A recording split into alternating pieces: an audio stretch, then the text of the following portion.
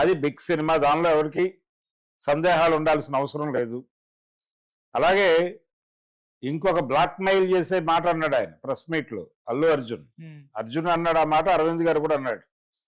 అరవింద్ గారు ఆ మాట అనకుండా ఉంటే జెంటిల్గా ఉండేది. ఆ మాట ఏంటంటే, మేము చాలా కష్టపడి పాన్ ఇండియా సినిమాలు తీస్తుంటే, తెలుగు సినిమా ఖ్యాతిని అంతర్జాతీయ స్థాయికి తీసుకెళ్తుంటే, గ్లోబల్ లెవెల్కి తీసుకెళ్తుంటే, గ్లోబల్ సినిమాల రేంజ్కి తెలుగు సినిమాని పట్టుకెళ్తుంటే మమ్మల్ని అభినందించి ఆదరించాల్సింది పోయి ఇలా కేసులు కట్టి వేధిస్తారా అన్న వాక్యం దొర్లింది. పాన్ ఇండియా సినిమాలు చేయమని మిమ్మల్ని ఎవరు అడిగారు? పాన్ ఇండియా మార్కెట్కి ఎందుకు ఎగబడ్డారు హీరోలందరూ? రెమ్యూనరేషన్లు భారీగా పెరుగుతాయి కాబట్టి ఎగబడ్డారు. ఆ లెవెల్ రెమ్యూనరేషన్లు వర్కౌట్ అవ్వాలంటే సినిమా పాన్ ఇండియా అయితే తప్ప కుదరదు. అందుకని ఇది ఇప్పటి మాట కాదు. గతంలో ఒకసారి ఎన్టీఆర్ దగ్గరికి ఒక ప్రతిపాదన వెళ్ళింది యంగ్ హీరోస్ నుంచి. అయ్యా మీరు రెమ్యూనరేషన్ పెంచుకుంటే మేము కూడా కొంచెం హైక్ చేసుకుంటామని. అప్పుడు ఆయన అన్నది ఏంటంటే, మార్కెట్ సైజు పెరగదు కదా, ఏదైనా జరగాలి, మార్కెట్ సైజ్ అయినా పెరగాలి, లేకపోతే టిక్కెట్ల ధరలు పెరగటం ఏదో ఒకటి. సినిమా మీద వచ్చే రెవెన్యూస్ పెరిగినప్పుడు మాత్రమే మనం రెమ్యూనరేషన్లు పెంచితే వాళ్ళు ఇబ్బంది పడకుండా ఉంటారు ప్రొడ్యూసర్లు అని చెప్పాడు. సో ఇప్పుడు పరిస్థితి ఏంటి? ఇప్పుడు కూడా అదే కండిషన్. మార్కెట్ పెంచుకుంటే రెమ్యూనరేషన్లు పెరుగుతాయి. ఆ ఉద్దేశంతో కదా మీరు పాన్ ఇండియా సినిమాలు చేయడానికి ప్రిపేర్ అయ్యి రకరకాల కసరత్తులు చేస్తున్నారు. ఏ మార్కెట్లో ఇది వర్కౌట్ అవుతుంది, ఏ ఎలిమెంట్కి ఏ మార్కెట్లో ఆదరణ ఉంది అని చెక్ చేసుకుని ఆ ఎలిమెంట్స్ అన్నింటినీ కలిపి చేస్తున్నారు. కానీ కేవలం మార్కెట్ దృష్టితో సినిమాలు తీస్తున్నారు తప్ప మీరు రసానుభూతి పొందో లేకపోతే కళా సృజన అనే పేరుతోనూ మీరు సినిమాలు తీయట్లేదు అనేది వాస్తవం. కాబట్టి మీ స్వార్థం కూడా ఇంక్లూడ్ అయి ఉంది చాలా స్పష్టంగా దీనిలో. మీరు పాన్ ఇండియా సినిమాలు తీస్తోంది తెలుగు సినిమా ఖ్యాతిని అంతర్జాతీయం చేయటం కోసం మాత్రమే కాదు. ఒక అవకాశం దొరికింది మీకు, ఆ అవకాశాన్ని వినియోగించుకుని మీ మార్కెట్ని విస్తృతపరుచుకుని ముందుకు వెళ్తున్నారు. తప్పేం కాదు. మనం మార్కెట్ ఎకానమీలో ఉన్నాం కాబట్టి మార్కెట్ మీద కంట్రోల్ సాధించడానికి ప్రతి ఒక్కరూ యుద్ధం చేయాల్సిందే. అదే చేస్తున్నారు వీళ్ళు కూడా. మనం తప్పని అంటలేదు, కానీ అడ్మిట్ చేయాలి కదా నువ్వు అంటున్నాను నేను. అడ్మిట్ చేయటానికి నీకున్న ప్రాబ్లం ఏమిటి? ఆదర్శాలు ఎందుకు చెప్తున్నారు మీరు? దేశం కోసం మేము సినిమా తీసాం, మార్కెట్ కోసం సినిమా తీసాం, ప్రజల ఆనందం కోసం మేము ఉన్నాం. ఈ మాటలు ఎందుకు? మీరు ఆనందింపజేస్తున్నారు కాబట్టి జనం చూస్తున్నారు. ఆ సినిమా జనాదరణ ఉంది, దానిలో నేను మొహమాట పట్టలేదు. నేను ఒక చిన్న ఊళ్ళో ఆ థియేటర్ దగ్గర జనాలని చూసా, విపరీతంగా ఉన్నారు జనాలు. ఇది వీకెండ్ సందర్భంగా విపరీతంగా. ఇంకొక షో వేసినా జనాలు మిగిలే లెవెల్లో ఉన్నారు. నిన్న కూడా హైదరాబాద్ చుట్టుపక్కలే కావచ్చు గాక ఈ లెవెల్ సక్సెస్ ఇచ్చారు. ఓకే, అందుకు మీకు దండాలు పెట్టేస్తాం. అంత మాత్రం చేత ప్రతిదీ టేక్ ఇట్ గ్రాంటెడ్ అంటే ఎట్లా కుదురుతుంది? అందుకని మీరు చేయవలసిన పని ఏమిటి? ఇమ్మీడియట్గా అది ఆ నైటే తెలుసు మీకు. మర్నాడు ఎవరో చెప్పారని నైటే తెలిసిందని ఒక చోట చెప్పాడు ఆయన, మర్నాడు ఎవరో చెప్తే తెలిసిందని ఇంకో రోజు చెప్పాడు. ఆయన ఇచ్చిన వీడియోల్లోనే వైరుధ్యాలు ఉన్నాయి. లీగల్గా ఆ 2 వీడియోలని పెట్టి ఆయన్ని బుక్ చేయొచ్చు. పెద్దగా కష్టపడటానికి ప్రపంచానికి అవకాశం ఇవ్వాలి అల్లు అర్జున్. అందుకని ఒకటి ఆయన ఇవన్నీ కాదు, ఇన్సిడెంట్ జరిగింది మన సినిమా దగ్గర అనుకున్నప్పుడు ఇమ్మీడియట్గా మీరు హాస్పిటల్కి వెళ్ళిపోవాలి. పర్మిషన్లు ఇవన్నీ ఆలోచిస్తున్నారంటేనే స్కీమ్ ఉంది మీ బుర్రలో అని అర్థం.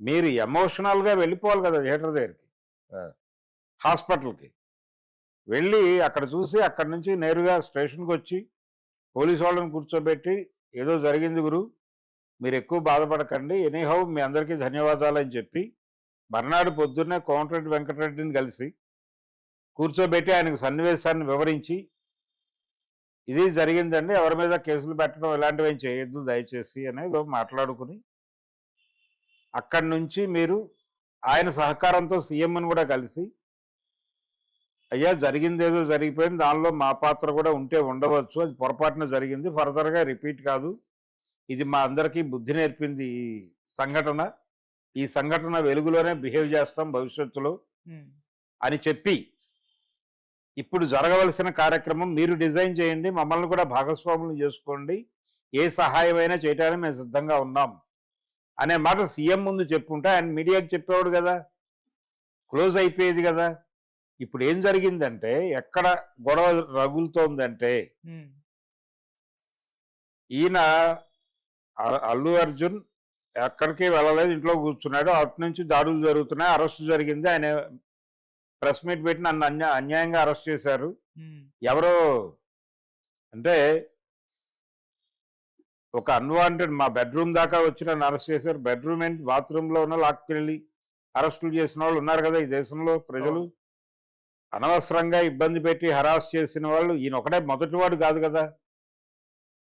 ఇళ్లలోంచి తీసుకెళ్లి తర్వాత మాకేం తెలియదని చేతులు దులుపుకుని మధ్యలో చంపేసిన సంఘటనలు కూడా అనేక ఉన్నాయి పోలీసు చరిత్రలో.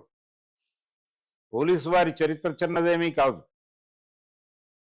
కానీ మీ బెడ్రూమ్ దాకా వచ్చేసారని మీరు గగ్గోలు పెట్టడం అంటే మిమ్మల్ని మీరు సామాన్య ప్రజలలో లేనట్టుగా మిమ్మల్ని మీరు ఒక స్వర్గంలో ఉంచుకున్నారు. అక్కడి నుంచి మొదలైంది మీరు రూట్కి దూరం అవటం. మీరు Pushpa character, first half character చాలా గ్రౌండ్లో ఉంటుంది, సెకండ్ పార్ట్ పుష్ప క్యారెక్టర్ ఆకాశంలో ఉంటుంది. ఈ తేడానే కనిపిస్తోంది ఇక్కడ కూడా. అందుకని ఎన్ని చెప్పినప్పటికీ ఆయన ఆ రోజు స్పందించిన తీరు కరెక్ట్గా లేదు, తర్వాత కూడా ఆయన మాట్లాడుతున్న ధోరణి బాలేదు, వారి తండ్రి గారు మాట్లాడుతున్న ధోరణి కూడా అంత గొప్పగా ఏమీ లేదు. ఈ చిరంజీవి ఇలాంటి వాళ్ళు మాట్లాడకపోవడానికి కూడా కారణం అదే, ఎందుకు వాళ్ళు ఏదో సెటిల్ చేసుకుంటారులే అనటంలో వదిలేస్తున్నారు. ఓకే, ఇది టోటల్గా ఆ రోజు జరిగినటువంటి ఇన్సిడెంటు, దాని మీద ప్రస్తుతం నడుస్తున్నటువంటి వ్యవహారానికి సంబంధించి నా అభిప్రాయం. నిన్న కూడా సార్ అల్లు అర్జున్ గారి ఇంటి పైన ఓయూజేఏసీ నాయకులకు నిరసన తెలియజేసి అక్కడ దాడి కూడా చేశారు, రాళ్ళు విసిరారు, పూల కుండీలు పగలు కొట్టేశారు. ఇదంతా కూడా హడావిడి చూసాం. మళ్ళీ అప్పుడు అల్లు అరవింద్ గారు కూడా మాట్లాడారు, ఇప్పుడు నేను సంయమనం పాటించాల్సిన టైం ఇది అని చెప్పేసి కూడా ఆయన చేశారు. ఈ దాడిని ఏ విధంగా చూస్తారు? ఎవరు సంయమనం పాటించాలి? అల్లు అరవింద్ గారు ఆయన పాటించాలని అందరూ పాటించాలనేది చెప్పాడు ఆయన. ప్రపంచంలో అందరూ సంయమనం పాటించండి అని ఒక చిన్న సందేశం లాంటిది ఇచ్చాడు ఆయన, జాతిని ఉద్దేశించి ప్రసంగించాడు. అది వర్కౌట్ అవ్వచ్చు కాకపోవచ్చు, అది దైవాధీనం. అయితే మీరు జరిగిన దానిలో మీ లోపాలను మీరు ఐడెంటిఫై చేసి వాటిని నెమ్మదిగా ఇవి జరగడానికి దారి తీసిన పరిస్థితులు ఏంటో ఎస్టాబ్లిష్ చేసుకుని సీఎంని కలిస్తే పరిష్కారం అవుతుంది. ఎందుకు మీరు దీన్ని లాంగ్గా నడుపుతున్నారు? పాత జబ్బుగా మారిపోతే అది తరచూ ఇదవుతూ ఉంటుంది, మాకు ఏదో రోజున ఏదో పద్ధతిలో ఒక వీక్నెస్ వస్తే ప్రమాదం అవుతుంది. అందుకని కొంచెం కాన్షియస్గా ఉండి అప్పుడే ఇమ్మీడియట్గా ఆయన రెక్టిఫై చేసుకుని ఉండొచ్చు. కానీ ఆయన ఇప్పుడు ప్రభుత్వమే చేస్తోంది అంతా అనే విషయం ఎస్టాబ్లిష్ చేశారుగా అందరూ. వీళ్ళేమి అంటే ఆయన బన్నీ వాసుని పంపించానని చెప్పాడు ప్రెస్ మీట్లో, బన్నీ వ్యాస్ అనే ఆయన వచ్చాడు ఇక్కడికి అనే విషయం ఆ అమ్మాయి భర్త అంటే రేవతి గారి భర్త ఇప్పుడు హాస్పిటల్ టేబుల్ మీద ఉన్నటువంటి శ్రీతేజ తండ్రి గారు అంగీకరించారు. వారు బన్నీ వ్యాస్ అన్నాడు ఆయన.